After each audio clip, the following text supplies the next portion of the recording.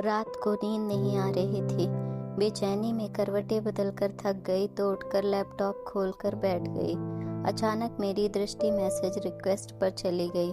किस अनजान का है देखने के लिए मैंने क्लिक किया। लिखा था, यदि मैं गलत नहीं हूँ तो आप श्रद्धा त्रिपाठी हैं ना। आपके प्रोफाइल फोटो देखकर कुछ कुछ चेहरा पहचान में आ रहा है। वही जो 40 साल पहले मुंबई में रहती थी। आपकी बहन का नाम गीता था और भाई का नाम गौतम था।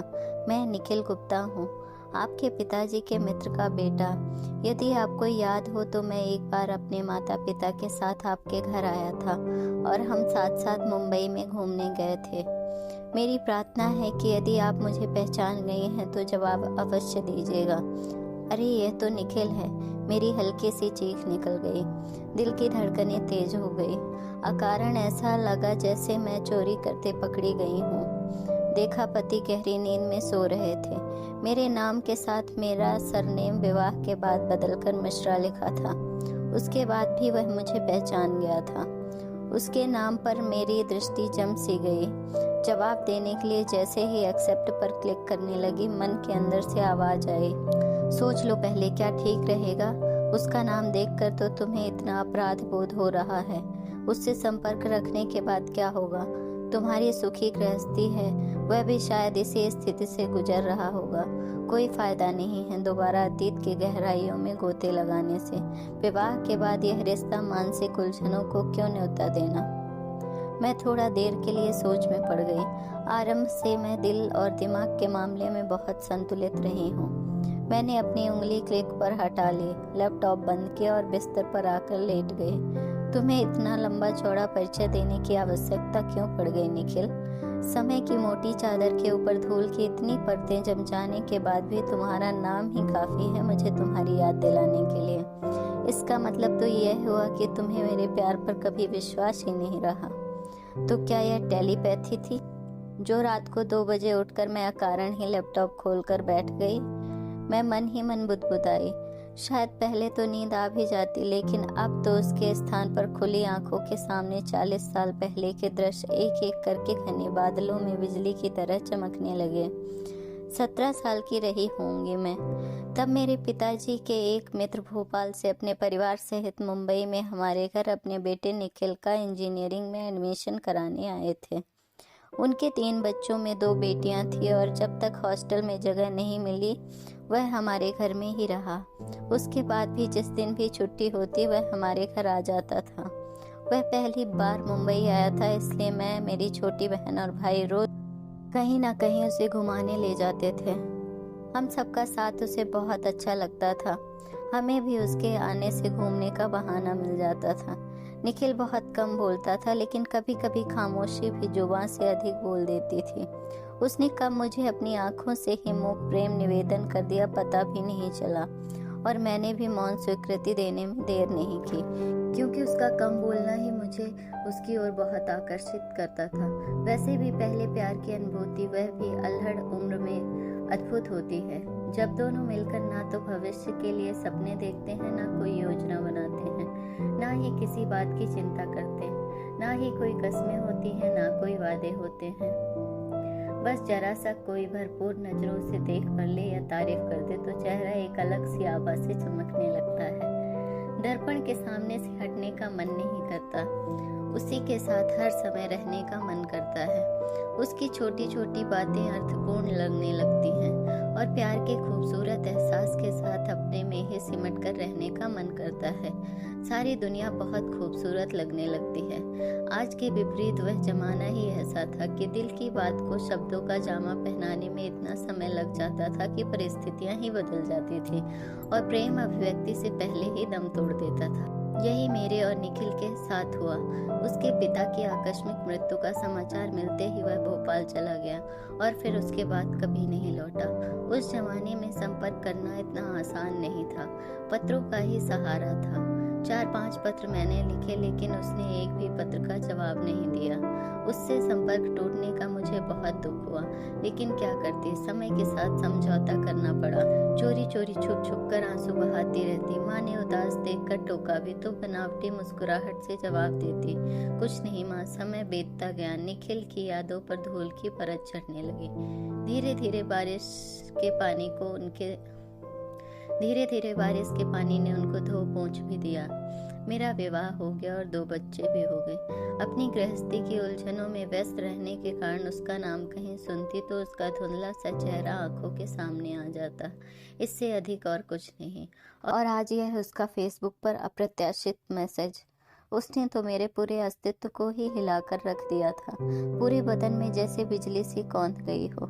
इसी को तो पहले प्यार की अनुभूति कहते हैं, जो उम्र के इस पड़ाव में भी नहीं बदलती। पूरी रात आंखों में ही कट गई। सुबह के 5 बज रहे थे। मैंने अपने विचारों पर झटके से विराम लगाया और उठकर मुंह हाथ धोकर सुबह टहलने के लिए चली गई। लौटकर थकान और रात भर न सोने के कारण सोफे पर ही अधलेटी होकर गहरी निद्रा में सो गई और तब जागी जब पति ने आकर उठाया और कहा, यहाँ कैसे सो गई, उठो, 9 बज गए हैं। मैं हड़बड़ा कर उठी और रात की घटना याद करके ऐसा लगा जैसे कोई सपना देखा हो। निखिल के मैसेज ने मेरे मन में हलचल तो मचा दी थी, लेकिन अपने निर्णय पर अडिग रहकर उसके संदेश का उत्तर नहीं दिया। यह क्या 4 दिन बाद ही फिर वही मैसेज। इस बार मेरा मन डोल गया और मैंने अपने आप को समझाया, बात करने में क्या हर्ज है, देखो तो सही वह क्या कहना चाहता है। इतने सालों बाद उसके जीवन में क्या परिवर्तन आया है।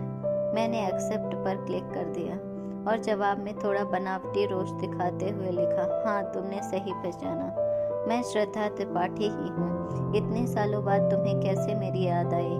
याद तो उसकी आती है जिसे भूला गया हो, मैं तो तुम्हें कभी भूला ही नहीं, उसने सादगी से जवाब दिया। यह उत्तर सुनकर अपनी बढ़ी हुई धड़कनों को कंट्रोल करके मैंने उसी अंदाज में पूछा, फिर मेरे पत्रों का जवाब क्यों नहीं दिया? पिताजी के देहांत के बाद घर की पूरी जिम्मेदारी मेरे ऊपर आ गई थी। माँ पढ़ी लिखी तो नहीं थी, बहनें बहुत छोटी थी। घर का खर्च चलाने के लिए मुझे अपनी पढ़ाई बीच में ही छोड़नी पड़ी।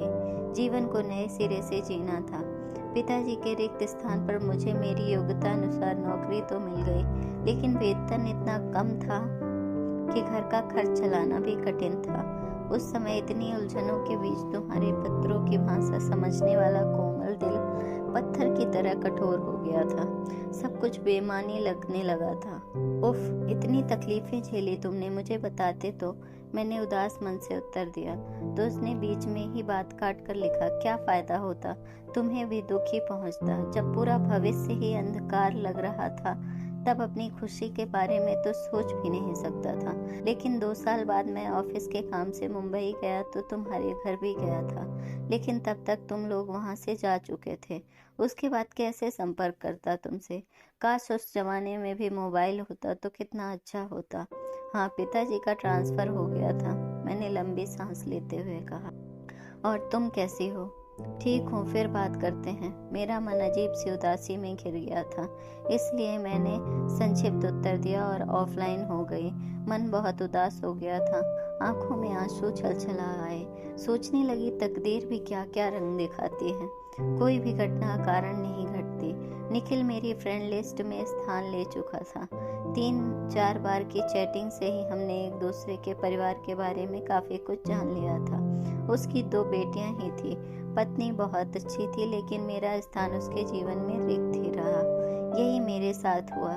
पति के नीरस स्वभाव के कारण दिल का कोना खाली ही रहा। एक दिन उसने मेरा मोबाइल नंबर मांगा।